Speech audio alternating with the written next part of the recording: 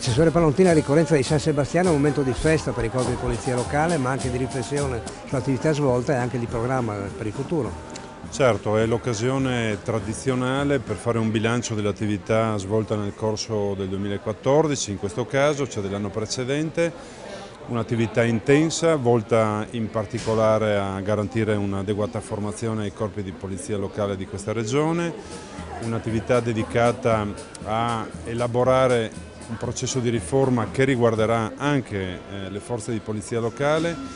Andiamo verso una ristrutturazione del sistema complessivo delle autonomie e anche la polizia locale verrà rivista nella sua organizzazione, anziché avere piccole realtà comunali con dotazioni scarse di personale di polizia. Riusciremo a creare dei corpi consistenti in forma aggregata. È una forte scommessa, ma dovrebbe garantire un efficace presidio del territorio e una garanzia di formazione del personale di polizia. Per il 2014 abbiamo caratterizzato l'attività programmatoria e gli interventi non su una distribuzione a pioggia delle risorse disponibili, ma mirando su specifici progetti condivisi e coordinati con le prefetture del territorio.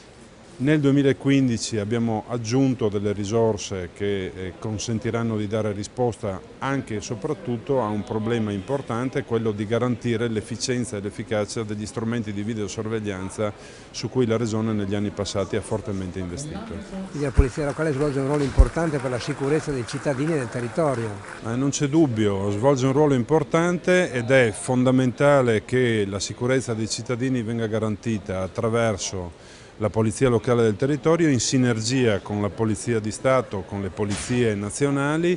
Le prefetture e la Regione colloquiano costantemente proprio per fare in modo che non vi siano sovrapposizioni, ma che ci sia coordinamento e maggiore efficacia del servizio.